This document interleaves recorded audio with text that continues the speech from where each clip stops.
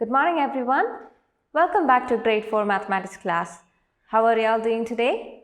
Today, let's start a new chapter, chapter 7, the world of shapes. So this chapter is about geometry. Geometry is the branch of mathematics which deals with all about shapes and measurements.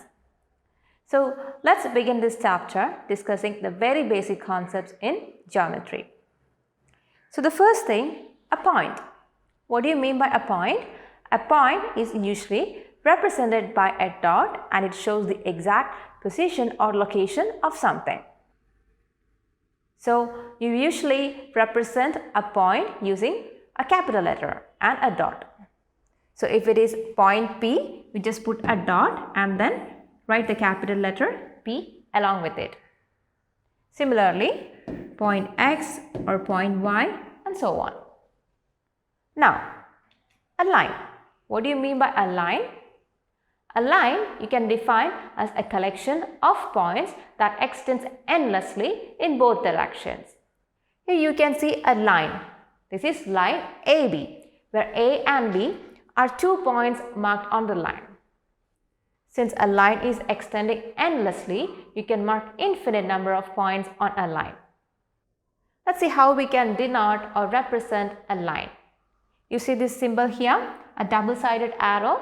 This is the symbol that we use to denote a line. It shows that it is a line. This is a line AB which is extending endlessly in both directions. And lines can be either straight or curved. And straight lines can be either horizontal or vertical or slanting lines. And horizontal lines extends endlessly in the right and left directions. Vertical lines extend endlessly in up and down directions. And slanting lines extend endlessly from side to side with a slope. Since lines extend endlessly in both directions, we cannot actually measure a line. But what if we take a part of a line? See, when we take a part of a line, it's called a line segment. And it will have a definite length so that we can measure it. So, a line segment is a part of a line and it has a starting point and an ending point. Here you can see the line segment AB, where A is the starting point and B is the ending point. And this is the symbol that we use to denote a line segment, a straight, small line segment written above the end points.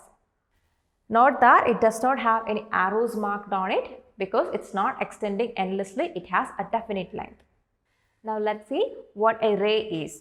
A ray is also a part of a line, but it has one fixed end point, whereas the other end is extending endlessly in the other direction. You can see ray PQ here, where P is the starting point or the source of the ray and it is a fixed point, and Q is another point on the ray. So when you name a ray, you can ray it with the starting point and some other point on the ray. You see the symbol here, a one-sided arrow. This is the symbol that we use to denote a ray. It means it is fixed at one point and the other end is extending endlessly in the other direction. Hope you are clear with this. Now, when you talk about shapes, it's very important to know the term dimension. What do you mean by dimension? When you describe a shape, you describe it usually with its length, breadth, and measurements such as this. So these measurements that we use to define a shape is called its dimension. So a dimension is a measurement of length in one direction.